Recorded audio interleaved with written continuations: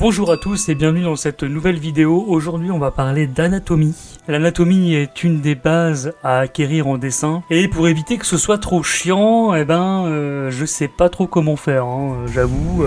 Eh ben alors mon petit poutounours, tu sais pas ce que c'est que l'anatomie, hein? Eh ben ça c'est parce que t'es un nul. Voilà, t'es un nul. Et oui, parce que l'anatomie c'est l'étude du corps humain. Et oui, c'est la base pour dessiner. Oui, si tu le savais pas, eh ben maintenant tu le sais. Il s'agit dans ses fondamentaux de comprendre le corps, de comment c'est articulé, etc.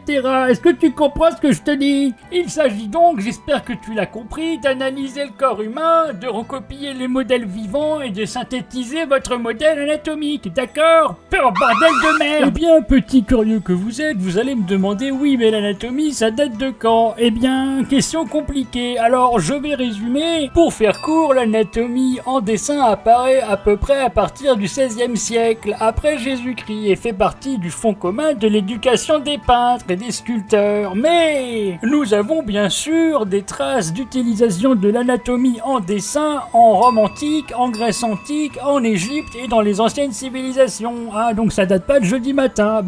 Faut réfléchir un peu. Et pour finir avec ça, jeune apprenti, nous avons bien sûr les grottes de Lascaux dans lesquelles nous avons découvert des peintures murales. C'est peut-être la preuve que nos ancêtres avaient déjà des notions d'anatomie en dessin. Et c'est à une époque très reculée, en tout cas pour l'échelle humaine, il y a à peu près 19 000 ans, et ça date pas d'hier. Oui bon, ça va aller maintenant, à chaque fois je suis emmerdé dans mes vidéos là, qu'est-ce que c'est que ce bordel? Un coup c'est un vieux, un coup c'est un psychopathe, mais laissez-moi tranquille. Bon on enchaîne sur le dessin, allez là.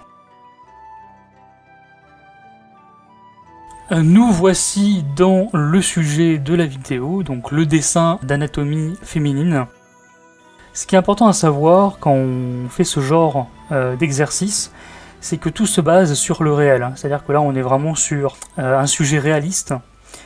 Donc il faut connaître les proportions et les canons d'un dessin réaliste. Donc là en fait pour une forme adulte, on est sur un corps qui est égal entre 6,5 et 8 fois la taille de la tête, afin d'avoir une apparence adulte. Vous le savez, les petits enfants, ils ont un corps plus petit par rapport à leur tête, et les adultes, justement en grandissant, les humains, en grandissant, on a le corps qui devient beaucoup plus grand au fur et à mesure.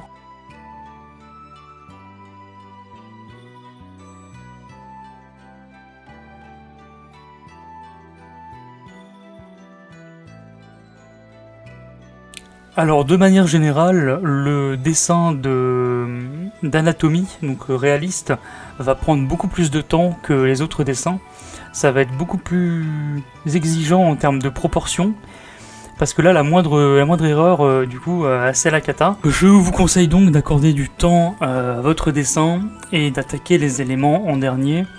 Veillez vraiment à avoir un croquis hyper propre en vous aidant des lignes, en vous aidant de cercles. Pour les formes féminines c'est beaucoup plus simple pour délimiter les hanches, etc.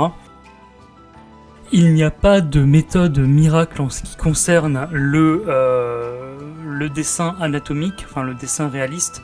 Il faut pratiquer, beaucoup observer et analyser et s'entraîner sur différents sujets et pratiquer quasiment tous les jours afin d'arriver à comprendre comment tout ça s'agence.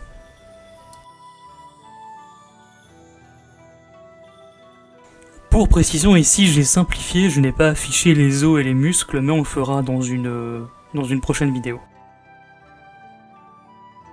Quand on dessine, de manière générale, il faut avoir une idée précise de ce qu'on va faire, et quand on est sur un style réaliste, là c'est encore pire, c'est-à-dire qu'il faut s'imaginer les matières, la lumière, il faut que tout soit hyper cohérent. Donc j'avais déjà mon idée principale quand j'ai commencé le dessin, c'était simplement une femme japonaise en fait dans un onsen, assise sur un meuble en bois, enfin en bambou, où dedans il y aurait par exemple des peignoirs, des serviettes, etc. Et derrière en fait ça ouvrirait sur une fenêtre, sur un environnement nocturne, un ciel ou quelque chose, et c'est comme ça donc que j'ai élaboré mon dessin. Mais il faut toujours penser à avoir une idée très précise de ce qu'on va faire.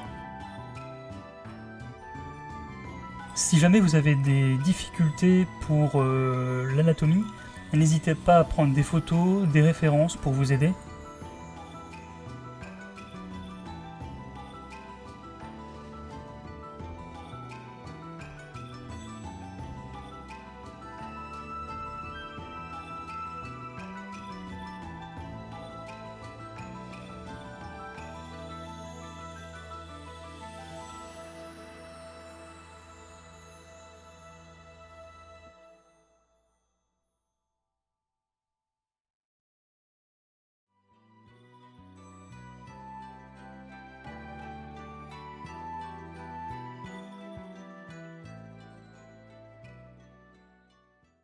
Nous voici sur la fin de la vidéo avec le résultat final. Je vous le montre pour que vous ayez un aperçu de l'idée générale que j'avais en tête. La colorisation, j'ai fait ça vraiment très rapidement, hein, c'est pour que vous ayez vraiment un aperçu. Donc pour résumer, ce qui est très important ici, c'est les proportions, le canon, la méthode fil de fer que je vous conseille, parce que c'est vraiment ce qu'il y a de plus simple pour construire votre personnage. Pour les formes féminines, c'est plutôt des cercles. Pensez à bien travailler votre croquis avant de passer au line art final. Bien travailler la pose, le regard, la gestuelle.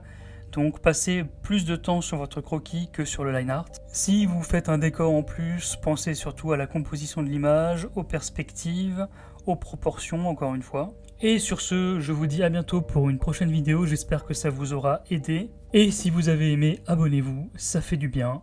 Merci, bisous bisous.